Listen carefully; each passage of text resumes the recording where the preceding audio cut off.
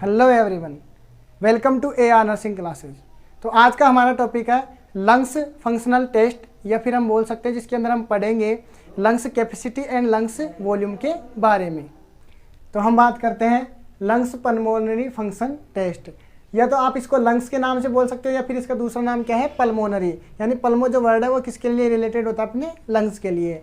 तो लंग्स के या फिर पल्मोनरी के जो फंक्शन टेस्ट है, यानी कि जो लंग्स प्रॉपर रूप से फंक्शन कर पा रहा है या नहीं कर पा रहा है, इसको डिटेक्ट करने के लिए हम क्या करते हैं, लंग्स फंक्शन टेस्ट या फिर पल्मोनरी फंक्शन टेस्ट करते हैं। ठीक है, तो सबसे पहला अपना आता है स्टैटिक लंग्स वॉल्यूम टेस्ट, यानी कि जो अपनी लंग्स है वो उसकी जो वॉल्यूम की कैपेसिटी है, यानी वो कितना इनहेल कर रहा है, कितना एक्सेल कर रहा है, वो सब जो वॉल्यूम पे डिपेंड, यानी कि एयर के वॉल्यूम पे जो डिपेंड जितने भी टेस्ट होते हैं उनको हम बोलते हैं स्टैटिक लंग्स वॉल्यूम टेस्ट कहते हैं। ठीक है, तो सबसे पहले हम देखते हैं टाइडल वॉल्यूम क्या होती है। ठीक है, जो टर्म्स हम यू पहले पढ़ेंगे कि जो कुछ टर्म्स होती है अपनी फिजियोलॉजी में लंग्स के बारे में, फिर उसके बाद में हम टेस्ट को देखेंगे। तो सबसे पहली टर्म है अपनी टाइडल वॉल्यूम। टाइडल वॉल्यूम क्या होती है कि volume of air inhalation and exhalation in quite respiration, यानी कि जो नॉर्मली हम रेस्पिरेशन करते हैं उसमें जो इनहेल करेंगे, यानी एयर को हम क्या करेंगे, इनहेल करेंगे, यानी कि सांस अंदर लेंगे, साथ में एक्सहेल, और जो एयर को हम बाहर निकालेंगे। ठीक है, तो जो नॉर्मल ब्रीथिंग के अंदर जो सांस हम लेंगे और जो सांस हम छोड़ेंगे उसकी जो वॉल्यूम होती है, उसकी जो मात्रा होती है, उसको हम क्या बोलते हैं, टाइडल वॉल्यूम। ये जो वॉल्यूम है कौन सी टाइम पे, अपनी क्वाइट रेस्पिरेशन यानी कि नॉर्मल रेस्पिरेशन के टाइम पे है। ठीक है, तो इसकी जो वॉल्यूम होती है वो कितनी होती है, 500 ml। अगर एक नॉर्मल पर्सन इनहेलेशन और एक्सहेलेशन कर रहा है, 2 सेकंड का इनहेलेशन होता है और 3 सेकंड का क्या होता है, एक्सहेलेशन होता है। इस टाइम पीरियड के अंदर अगर वो 500 ml इनहेल कर रहा है और एक्सहेल कर रहा है, तो उसके जो टाइडल वॉल्यूम कैपेसिटी का जो टेस्ट है वो क्या है, उसका सही है। लेकिन क्या होता है कि जैसे हम एनवायरनमेंट से क्या करते हैं, एयर कंज्यूम करते हैं, तो अपना जो पूरा का पूरा रेस्पिरेटरी सिस्टम है वो क्या है, एक प्रोसेस है, उसमें बहुत सारे अंगों से गुजरती हुई क्या जाएगी, वो एयर जाएगी। क्योंकि हमने इंट्रोडक्शन में पढ़ा था कि जो हमारा रेस्पिरेटरी सिस्टम है उसको हमने 2 भागों में बांटा था, एक तो कंडक्टिंग जोन और दूसरा रेस्पिरेटरी जोन। तो जो कंडक्टिंग जोन है, जैसे हमने एनवायरनमेंट से क्या ली, एयर कंज्यूम की, तो वो पहले किस जोन में जाएगी, अपने कंडक्टिंग जोन में। ठीक है, उसके बाद में जाएगी वो रेस्पिरेटरी जोन में। तो जो कंडक्टिंग जोन के थ्रू जब एयर जाती है, तो जो कंडक्टिंग जोन है उसके अंदर एयर कितनी एब्जॉर्ब हो जाती है, कंजप्ट हो जाती है, अपनी 150 ml। यानी अगर हम 500 ml एयर इनहेल करेंगे तो जो 150 ml जो एयर है वो कंडक्टिंग जोन में क्या हो जाती है, रह जाती है, वो पूरा खाली नहीं होता, उसमें एयर रहती है। ठीक है, तो जो एक 150 ml है ये कंडक्टिंग जोन में रहता है, इसको हम बोलते हैं anatomical dead space. Anatomical dead space, तो जो कंडक्टिंग जोन के अंदर 150 ml जो एयर रह जाती है उसको हम बोलते हैं एनाटॉमिकल डेड स्पेस। यानी कि हमने जो एयर ली है वो 350 यानी कि 350 ml ही अपने रेस्पिरेशन या गैस एक्सचेंजिंग के काम आती है। ठीक है, नेक्स्ट हम बात करते हैं इंस्पायरेटरी रिजर्व वॉल्यूम, जिसको हम किससे डिनोट करते हैं, IRV से। इंस्पायरेटरी यानी कि एयर को क्या करना, इनहेल करना, रिजर्व यानी कि बची रहना, और वॉल्यूम यानी कि एयर की आयतन हो गया। तो IRV क्या होता है, अपना एक्स्ट्रा वॉल्यूम ऑफ एयर, यानी कि हवा की जो अतिरिक्त मात्रा दैट कैन बी इनहेल्ड, जो हम क्या कर सकते हैं, इनहेल कर सकते हैं, यानी कि सांस के थ्रू ले सकते हैं, forcefully after the end of normal respiration. या मान लो कोई पर्सन है, उसने नॉर्मली रूप से क्या कर लिया, रेस्पिरेशन कर लिया, इनहेल कर लिया उसको। ठीक है, तो नॉर्मली इनहेल करने के बाद फोर्सफुली हम और कितनी एयर को क्या कर सकते हैं, बॉडी के अंदर इनहेल कर सकते हैं, वो जो वॉल्यूम होती है एयर की वो क्या कहलाती है, अपनी IRV। यानी नॉर्मल रेस्पिरेशन के बाद फोर्सफुली कितनी और ज़्यादा हम एयर को क्या कर सकते हैं, इनहेल कर सकते हैं, वो कहलाती है अपनी IRV। ठीक है, तो बॉडी स्ट्रक्चर के आधार पे मेल की अलग होती है और फीमेल की अलग होती है। तो मेल की जो IRV होती है यानी इंस्पायरेटरी रिजर्व वॉल्यूम वो होती है 3100 ml, यानी 3100 ml की होती है, उसकी IRV होती है। और फीमेल की कितनी होती है, 1900 ml होती है, जो हम एक्स्ट्रा क्या कर सकते हैं, एयर को इनहेल कर सकते हैं। ठीक है, ये तो हो गया नॉर्मल फंक्शन की बात। अगर इसमें कुछ डिफरेंस आता है तो वो एबनॉर्मलिटीज में आता है। फिर अगर नेक्स्ट हम बात करते हैं एक्सपायरेटरी रिजर्व वॉल्यूम, जिसको हम किससे डिनोट करेंगे, ERV से। वही है कि एक्स्ट्रा वॉल्यूम ऑफ एयर, हवा की अतिरिक्त मात्रा, that can be expelled forcefully, जिसको हम क्या कर सकते हैं, फोर्सफुली यानी बलपूर्वक बाहर निकाल सकते हैं फ्रॉम द लंग्स, लंग्स से, आफ्टर नॉर्मल एक्सपायरेशन, यानी कि नॉर्मल पर्सन द्वारा जब नॉर्मल एक्सपायरेशन यानी सांस को बाहर छोड़ दिया जाता है, ठीक है। इसके अलावा नॉर्मल के अलावा अगर मैं फोर्सफुली ज़्यादा प्रेशर के साथ कितनी और सांस को बाहर छोड़ सकता हूँ, वो जो वॉल्यूम कहलाती है वो कहलाती है अपनी ERV यानी कि एक्सपायरेटरी रिजर्व वॉल्यूम। इसकी भी बॉडी स्ट्रक्चर के अनुसार मेल की अलग है और फीमेल की अलग है। मेल की होती है अपनी 1200 ml और फीमेल की होती है 700 ml, ठीक है। तो जो एक्स्ट्रा फोर्सफुली जो एयर हम बाहर वातावरण में छोड़ेंगे वो कहलाती है अपनी ERV। नेक्स्ट हम बात करते हैं रेजिडुअल वॉल्यूम की।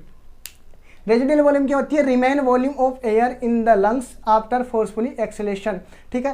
क्या होता है कि जो भी रेस्पिरेशन की प्रोसेस होती है, जो गैस एक्सचेंजिंग है वो हमारी बॉडी में क्या होती है, लगातार होती रहती है, ठीक है, वो रुकती नहीं है।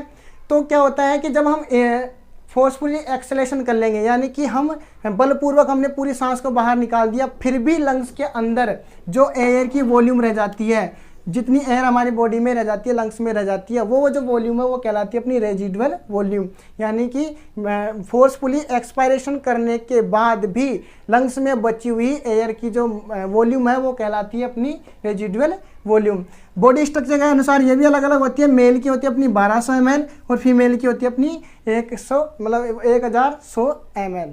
तो नेक्स्ट हम देखते हैं दूसरी जो फंक्शन टेस्ट है वो है अपना स्टैटिक लंग्स कैपेसिटी, यानी कि जो हम एयर वॉल्यूम को हम कंज्यूम कर रहे हैं तो लंग्स के पास क्या कैपेसिटी है, कितना वो एक्सेल हो रहा है, कितना वो इनहेल कर पा रहा है। तो जो लंग्स की एबिलिटी बोल दो या फिर उसकी कैपेसिटी कितनी होती है, ठीक है। तो सबसे पहले जो टर्म अपनी वो है अपनी टोटल लंग्स कैपेसिटी, यानी जो लंग्स है उसके पास टोटल कितनी कैपेसिटी है कि वो कितनी एयर को अपने पास में रख सकता है।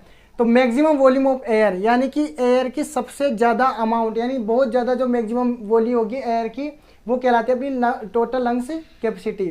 अगर मैं इसकी बात करूँ फॉर्मूले की, तो टोटल लंग्स कैपेसिटी बराबर क्या होता है, tidal volume plus inspiratory reserve volume plus expiratory reserve volume और प्लस रेजिडुअल वॉल्यूम, यानी कि जितनी भी वॉल्यूम्स हैं उन सबको अगर हम जोड़ देंगे तो वो कहलाएगी अपनी टोटल लंग्स कैपेसिटी कहलाती है, ठीक है।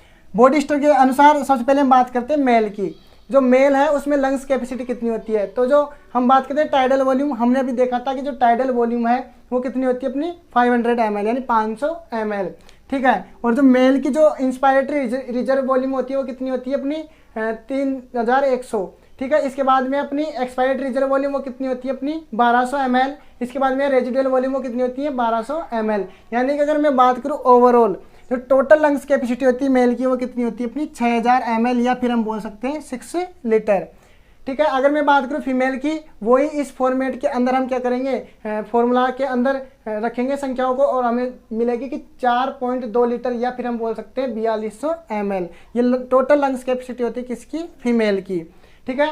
तो जो मेल की और फीमेल की ये दोनों की क्या होगी, लंग्स कैपेसिटी होगी। अगर इस कैपेसिटी के अंदर अल्ट्रेशंस आते हैं तो वो किस में जाता है, फिर एबनॉर्मल कंडीशन में जाता है।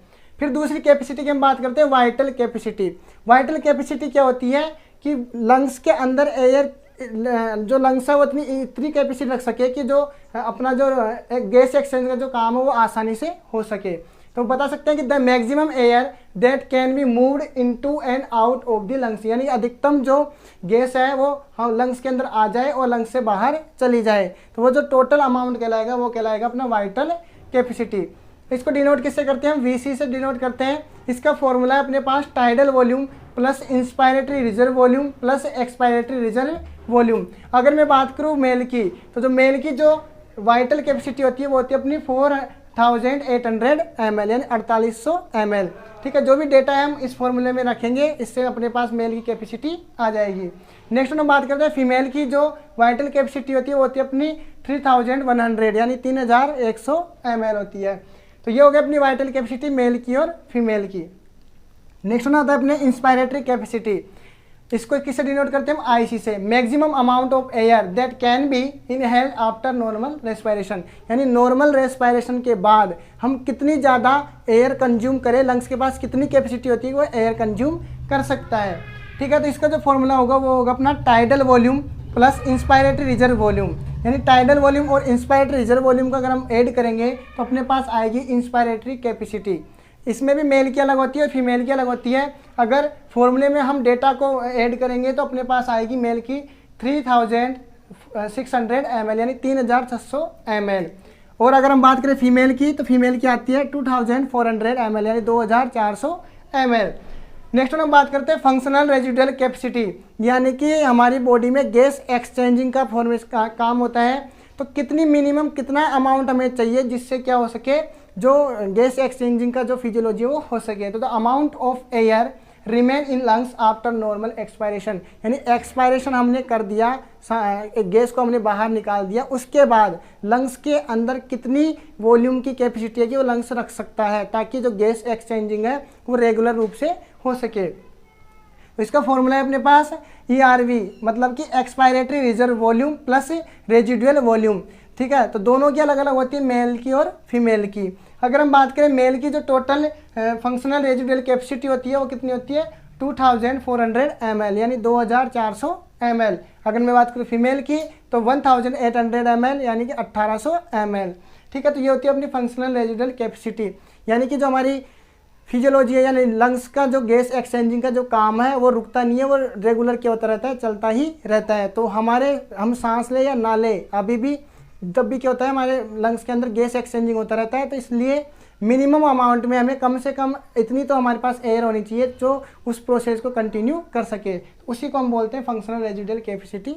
ठीक, तो ये था अपना लंग्स कैपेसिटी, लंग्स वॉल्यूम और उसके फंक्शनल टेस्ट के बारे में। ठीक है, अगर आपको इस टॉपिक से रिलेटेड कोई भी अगर जानकारी चाहिए तो आप कमेंट बॉक्स में कमेंट करके बता सकते हैं। Thank you watching for this video.